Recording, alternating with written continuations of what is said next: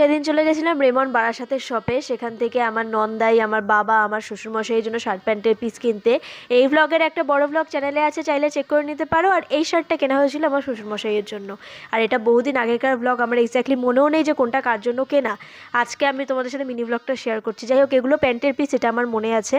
তারপরে এখান থেকে নেওয়া হয়েছিল বাবার জন্য আরও শার্টের পিস, তারপরে আমার নন্দাইয়ের জন্য শার্টের পিস। আর এখানে দেখো মাপ মতো কেটে দিচ্ছিল, এগুলো শার্টের পিস ছিল। তো তারপরে এখান থেকে সব কিছু নিয়ে বাবার জন্য এখান থেকে আবার একটা শার্টের পিস এখান থেকে দেখো কাটা হচ্ছে। তারপরে আমরা চলে গেছিলাম বিলিং কাউন্টারে। এতগুলো শার্ট প্যান্টের পিস ছিল, আর এর সাথে ছিল হচ্ছে আমার শ্বশুরমশাইয়ের শার্টটা। তারপরে গিয়ে মনে পড়লো মা বাবার জন্য একটুখানি চেঞ্জ করতে হবে, তো আরেকটা অন্যরকম কিছু একটা নিই। তারপরে অন্য একটা চেঞ্জ করে বাবার জন্য এই শার্টের পিসটা নেওয়া হয়েছিল, আর এই প্যান্টের পিসটা নেওয়া হয়েছিল আমার শ্বশুরমশাইয়ের জন্য। তো কেনাকাটি করে সবাই বেরিয়ে গেছিলাম, রাস্তায় বেরিয়ে খেয়েছিলাম ফুচকা। তারপর শুনুর জন্য কিনলাম বারাসাতে ওই মার্কেট থেকে একটা এরকম জুতো। এই কিনে আজকে বাড়িতে চলে এসেছি। এই ছিল আজকে মিনি ভ্লগ। চাইলে চ্যানেলটা সাবস্ক্রাইব করে ভিডিওটা লাইক করে দিই।